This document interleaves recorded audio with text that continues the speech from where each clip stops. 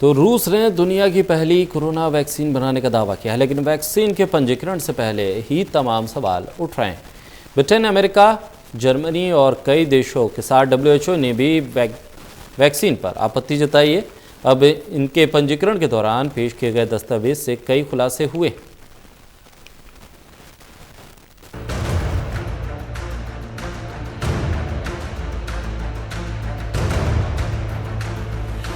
दुनिया की पहली कोरोना वैक्सीन बनाने का दावा करने वाले रूस को वैक्सीन के दावे के बाद से ही आलोचनाओं का सामना करना पड़ रहा है। WHO समेत दुनिया के कई देश और संगठन रूस की वैक्सीन पर सवाल उठा रहे हैं।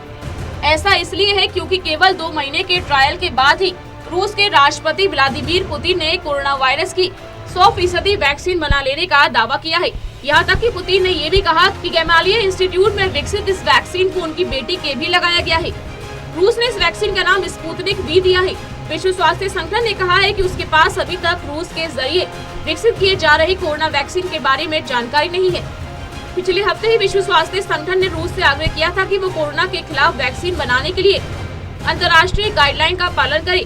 विश्व स्वास्थ्य संगठन के तहत जिन 6 वैक्सीन का तीसरे चरण का ट्रायल चल रहा है, उनमें रूस की वैक्सीन का जिक्र तक नहीं है।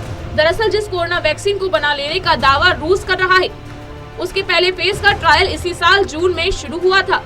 गौरतलब है कि इस वैक्सीन के अक्टूबर में मास प्रोडक्शन शुरू करने की बात कही जा रही है।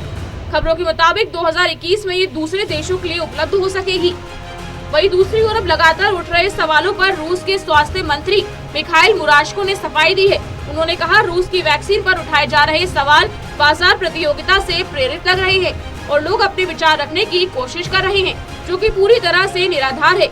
उन्होंने कहा कि इस टीके की पहली खेप अगले 2 हफ्तों में आ जाएगी और पहले ये मुख्य तौर पर डॉक्टरों को दी जाएगी। रूसी सरकार का दावा है कि हल्के बुखार के अलावा कोई साइड इफेक्ट नहीं दिखे, जबकि दस्तावेज बताते हैं कि ट्रायल के दौरान 42 दिन में केवल 38 वॉलंटियर्स को वैक्सीन की खुराक दी गई, जबकि ट्रायल के तीसरे चरण पर कोई जानकारी अब तक सामने नहीं आई है। रूस का दावा था कि वैक्सीन के कोई गंभीर साइड इफेक्ट नहीं देखे गए हैं, लेकिन ट्रायल के 42वें दिन भी 38 में से 31 वॉलंटियर्स कई तरह के साइड इफेक्ट से जूझ रहे थे। वही 27 तरह के साइड इफेक्ट ऐसे भी हैं जिनकी वजह वैक्सीन बनाने वाले संस्थान को भी समझ नहीं आ रही है। जिन लोगों को वैक्सीन दी गई उनमें शरीर का तापमान बढ़ना, बुखार, शरीर में दर्द जैसी परेशानियां देखी गई।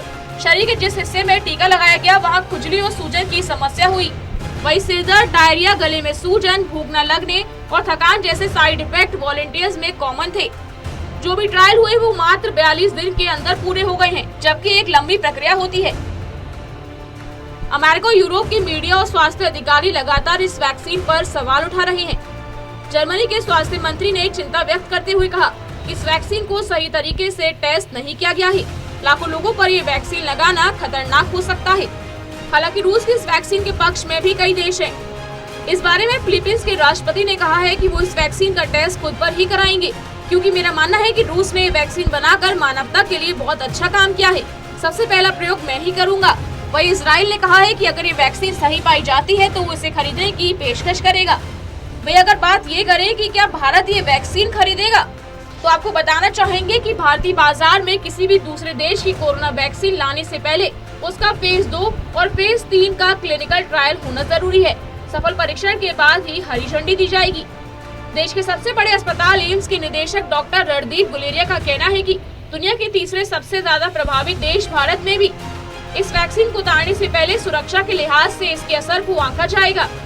अगर रूस की वैक्सीन सफल होती है तो बारीकी से ये देखना होगा कि ये सुरक्षित और प्रभावी है या फिर नहीं। इस वैक्सीन के कोई साइड इफेक्ट्स नहीं होने चाहिए। डॉक्टर गुलेरिया ने कहा कि अगर ये वैक्सीन सही साबित होती है तो भारत के पास बड़ी मात्रा में इसके निर्माण की क्षमता है। Special desk, total news.